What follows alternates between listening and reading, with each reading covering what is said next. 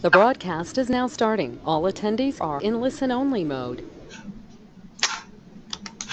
Hi everyone, trying to just get set.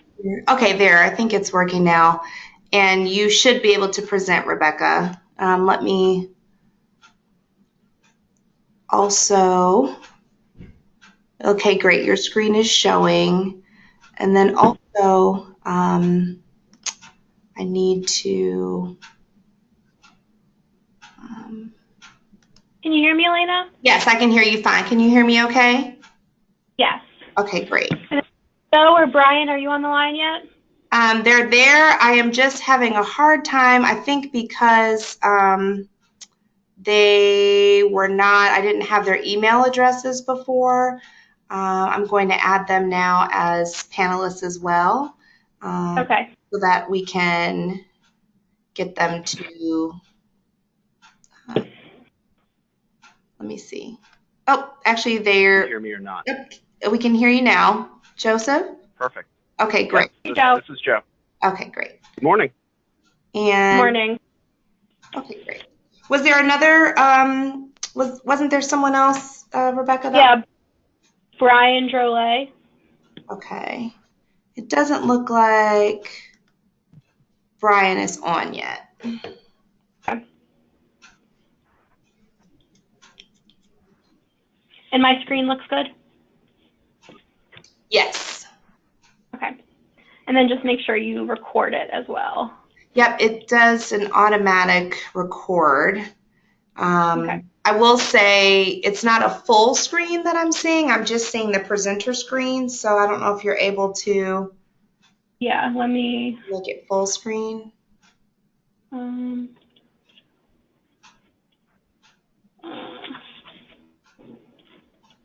think it's in presenter mode. I know, it's because I have two screens.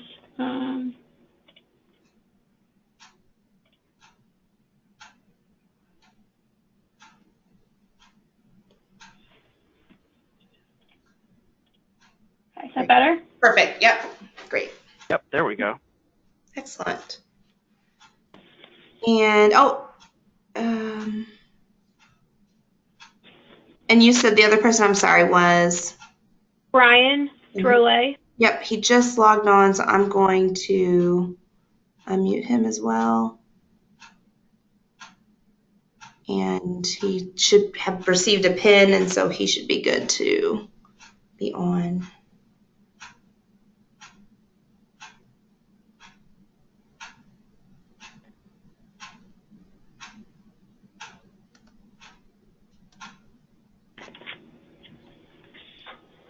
Okay, Brian?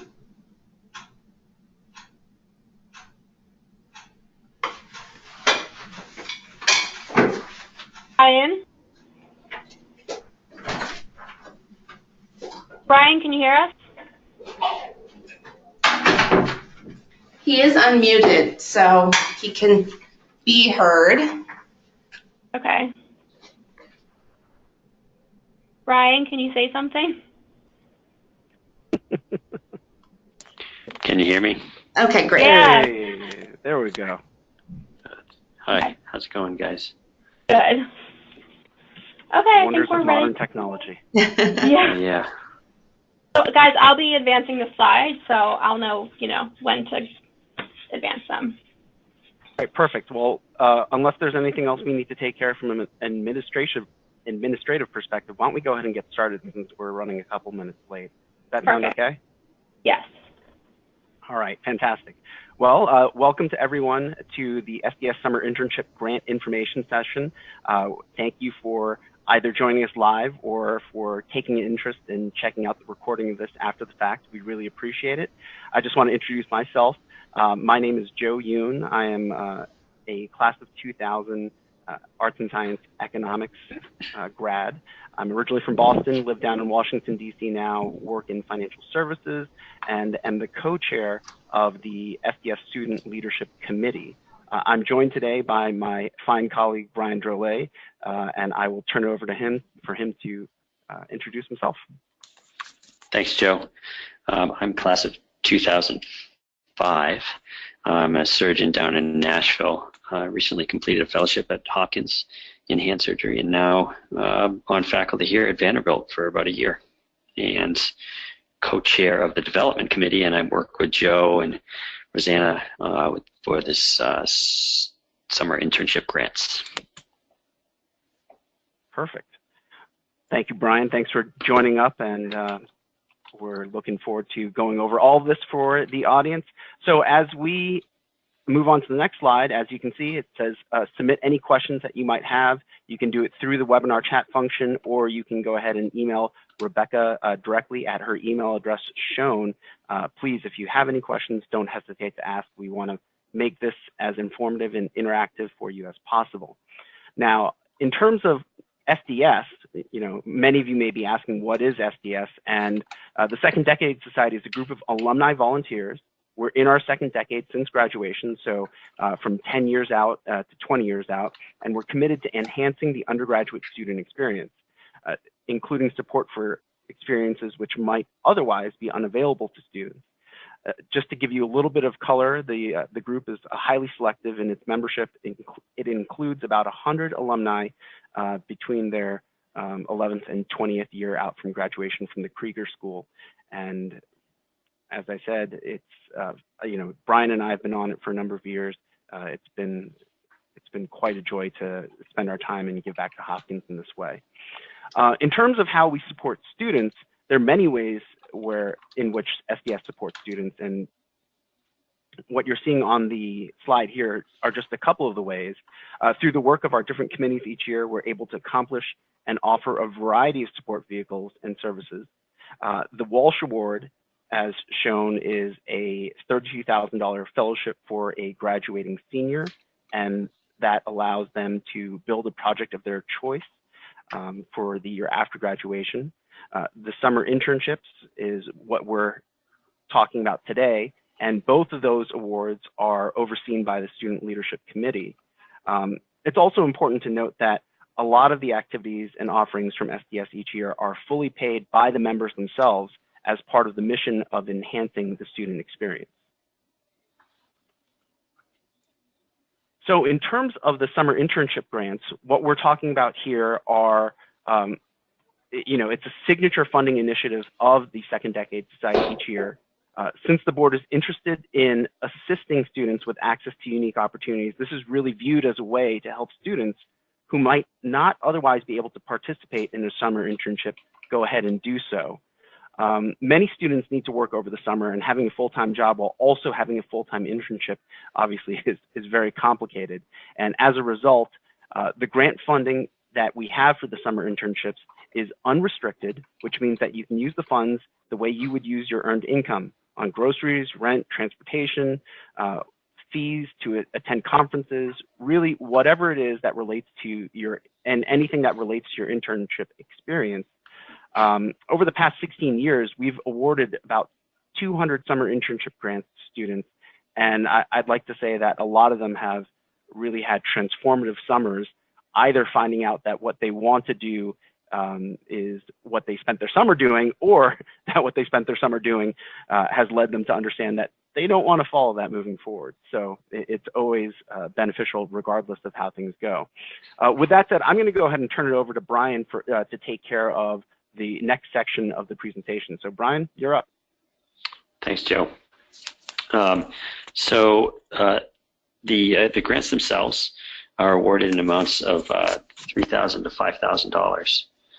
$5,000. Students without Hopkins grant aids may receive up to $3,000 towards their summer living expenses, and those with Hopkins grant aid may receive up to $3,000 towards living expenses, plus up to $2,000 to replace their unmet need in the self-help portion of the student's financial aid package. These grants are intended to support a substantial internship experience, and so the minimum length of time for an internship is 2 months, and though we sometimes fund them for the full length of the summer. Grants are for current students only, so students who are freshmen, sophomores, and juniors this year are encouraged to apply.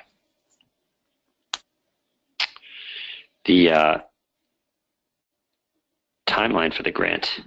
The online application and all supplemental materials are due to the Career Center via handshake by March 9th at noon. The SDS committee members will begin to review applications the following week, and a number of us will look through those over the following weeks. And April 6th, the finalists will be announced, and interview times are coordinated. The finalists will participate in interviews with 2 SDS members. Hopefully Joe and I will get to team up this year. I feel like that would be a good, fun pair. I weep for those students.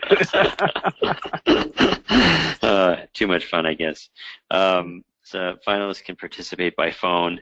I know we've had people do it by Skype in the past in case they happen to be off campus at, say, an international rotation of some kind, or just can't make it. And April 27th, the finalists will be announced after we get to deliberate and select. On the 27th, we'll deliberate, and then the winners will be announced on May 1st. So then important stuff for things to include in the application. So the application is fully electronic. The link for the application was posted to the SDS website and handshake over the winter break coming up. Additional materials must be uploaded to the SDS internship job posting link via handshake. After you submit the online application, you should also submit the following materials through handshake. This includes a project proposal. We'd like this to be a length of 1 page or less. Concise is important. We're reading a lot of applications and we really want you to get to the point. So more is not more in this case. More is less. We'd like you in the application, the proposal, to describe the specific internship or internships that you would plan to participate in. It's important for you to improve your application to include the details of the project. These include the duties or projects that you'd be assigned, what skills you hope to learn and to use in your future career, and how this information relates to your current and or previous academic work. All these things tied together in application and really make it much more focused, and it increases your likelihood of getting chosen for funding. It's also important, if you can, to tie this to how this will improve your academic advancement and career objectives. Try to include a brief description of your future career goals and how this internship aligns with those goals. In addition to the proposal, having a budget is very important. So in the budget, describe what the funds will be used for, including your living and travel expenses.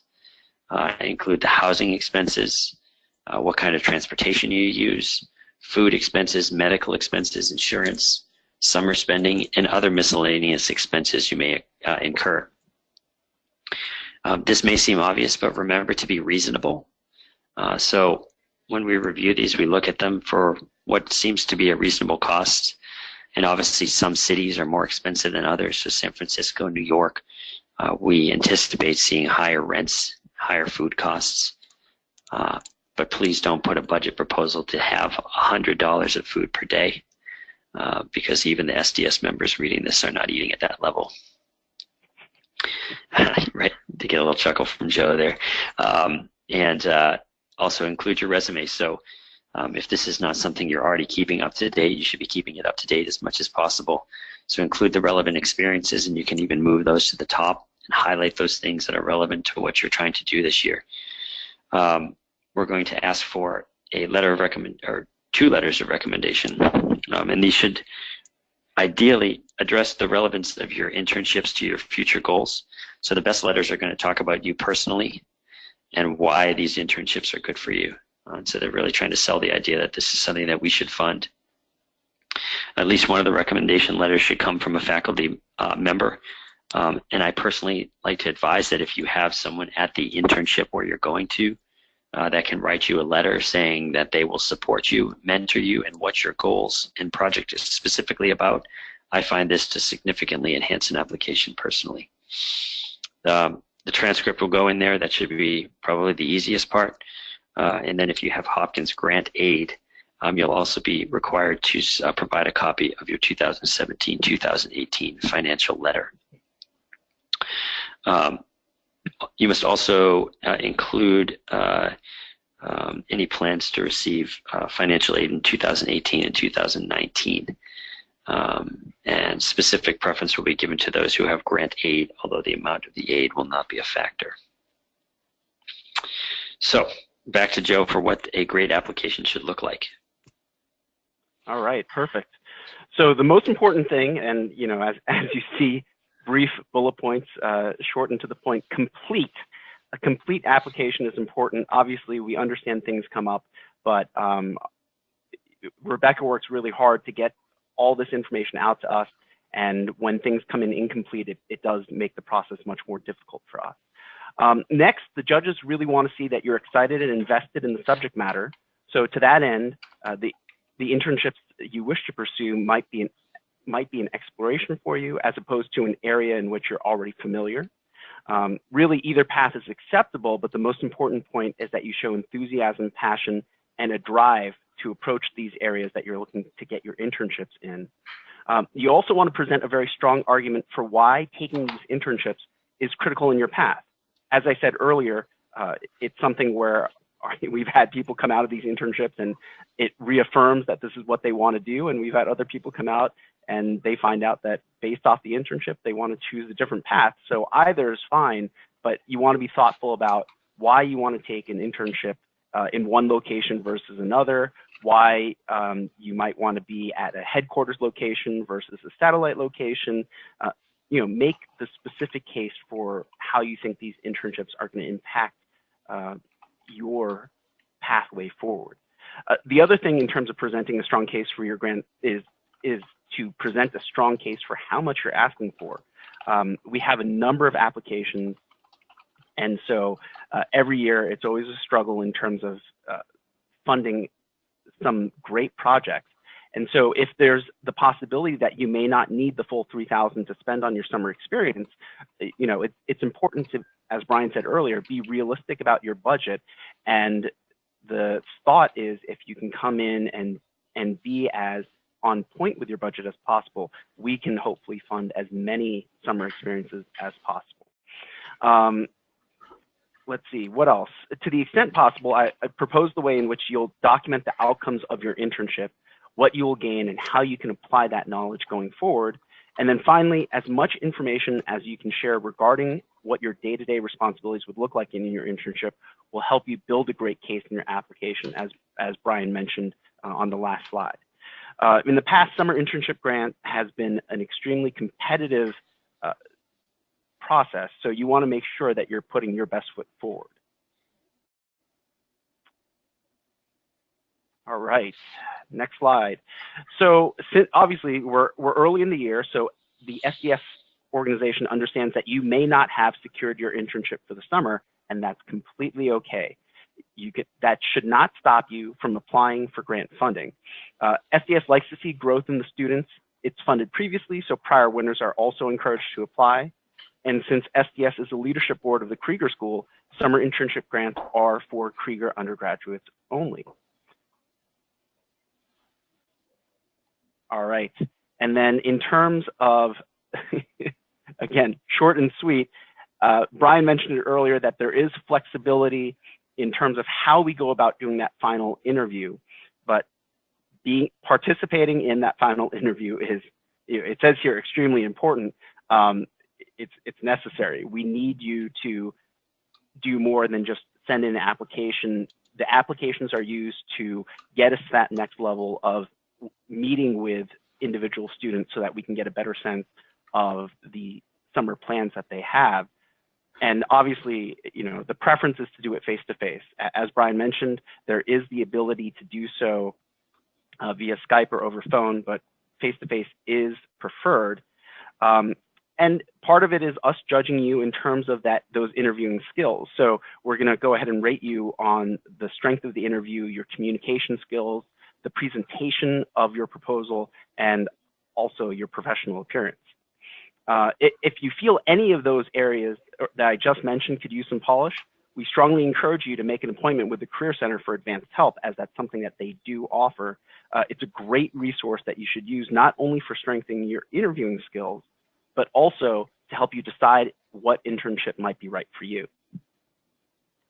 And I think with that, we have reached the end. So we have reached the questions slide, and I guess I'll turn it back over to Rebecca to see if we've had any questions come in either online or via her email.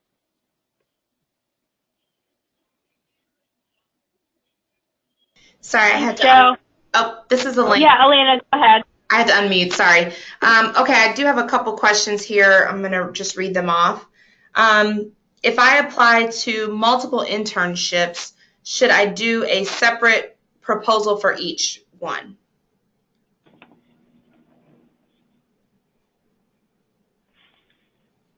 Separate proposal or separate application? Well, so Brian, tell me if you feel differently.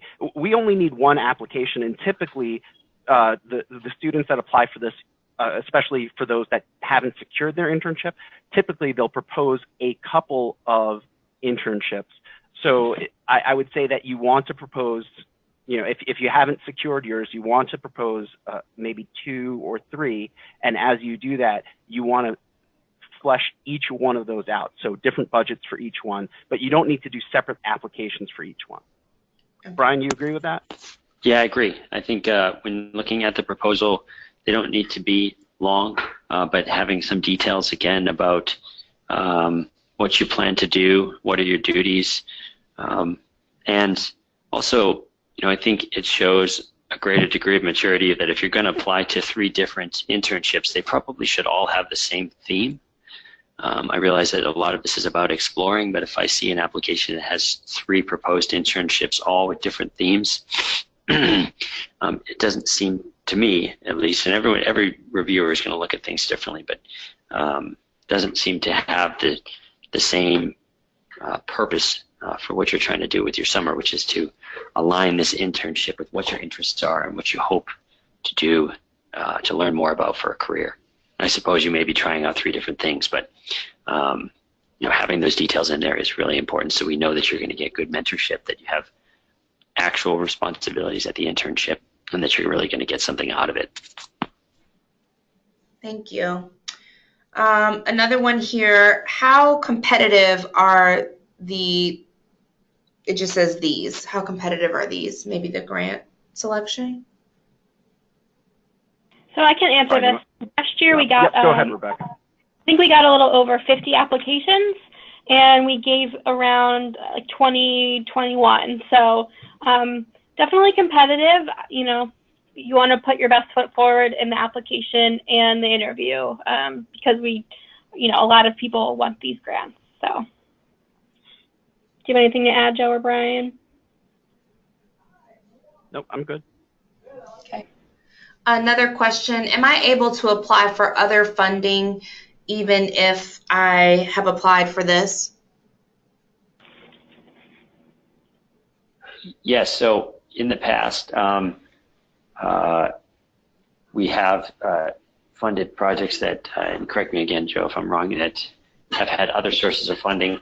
In fact, I think it shows a great deal, again, of maturity that if there's a project that that our limit is $3,000 plus the $2,000 of additional funds, and you have a project that needs $10,000. If you go and apply for additional funds, I think that shows a lot of motivation. Getting grant funding is not easy, and if you plan to be academic in your future, this is your future of asking people to support your research or your internships. And so, we unfortunately, just because of our budget, have a limit on how much we can fund, and many projects cost more than what we're able to provide. So I don't have any problem with people applying for additional funds to pay the difference. Okay. And in fact, if they want to apply for and get the bulk of it from another organization and then only ask us for less than the maximum, we're always happy to see a student who only asked for $1,000 or $1,500. Those projects are often very fondly reviewed because it shows that you're being respectful of the fact that we personally, the members of SDS, me and Joe and other 100 members of SDS are paying for these internships ourselves. Great. Just have a couple more. Are there specific rules for how we should designate the money in the budget? Can the money only be spent on certain things? I'll jump on that only because I'm afraid Brian might run off in a direction with it. But what I'll say is, no, again, these are unrestricted funds. But to give some color on it, again, be thoughtful about the fact that for a lot of the people that are putting in for these projects, as Brian said, they're putting in for projects that are probably going to cost more than the funding levels that we have. And for a majority of them, they're putting in, pretty basic stuff. So they're putting in for travel, flights to get to where they need to be. They're putting in for their food. They're putting in for their lodging, putting in for maybe a, Metro card or bus pass or, whatever they need in order to get to and from the internship they have. And that's about it. Beyond that, you can make a case for additional funding for specific items, but be thoughtful. We've had some students, we had one student who said that they wanted to buy a new bicycle. And I understand, I think we all understood that the bicycle was to be used to get back and forth. But the price of the bicycle was a little bit much. And then we've had the same things for like computers, video cameras, those other pieces of technology. Again, we understand that there might be there might be good reasons to need those pieces of equipment, but I'd say that this may not be the best venue to try and fulfill those needs, if that makes sense. Brian, do you want to chime in at all on this? Yeah, so I would say I totally agree with what Joe's saying, and just remember when you're writing your budget that you're compared to the other students that are writing their budgets. And so think about what a reasonable student daily rent and daily food budget should be.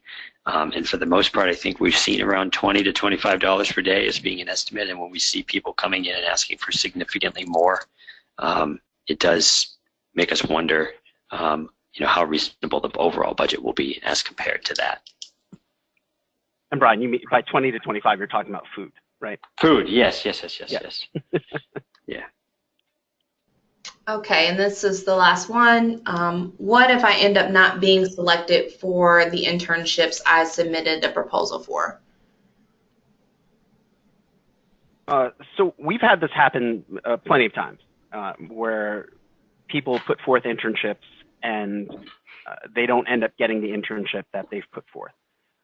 We've had changes occur during the process. We've had changes occur even after we have granted money. And ultimately, what we are investing in as SDS members are you as the student. So, it's the thought process that you've put forward. It's the goal that you have. And if you don't end up getting the project or projects that you've proposed, but end up getting a different project that we think is going to be useful to your future, ultimately, that's, again, part of the reason why it's important for that in-person interview. We want to invest in you as a student. So if you think it's going to benefit you, then we're happy to continue to follow through with that funding. That has typically been the case, and generally most students who have an internship fall through, they come back with another one, and we're able to just move forward with that. But there is an additional round of vetting. So if we funded you and it falls through and you come back to us and say, hey, I have this other internship now, we do a brief vetting on that to make sure everything is copacetic, and then things just move forward from there. So hopefully that answers the question. Brian, do you have anything else you want to chime in with on that question? No, I think that's exactly right, Joe. And that's all the questions that I have. Great. Well, thank you, everyone. Any via email? Or that was everything? I think that was everything. All right, perfect. Well then, great. Close us up, Rebecca. Thank you for joining. Thanks, Joe and Brian and Elena. Thank you. And you feel free to reach out to me throughout this process if you have any questions. My email is posted on the last slide. Great. Thanks so much. Thanks, everyone. We look forward to reading some great proposals. Great. Thank you.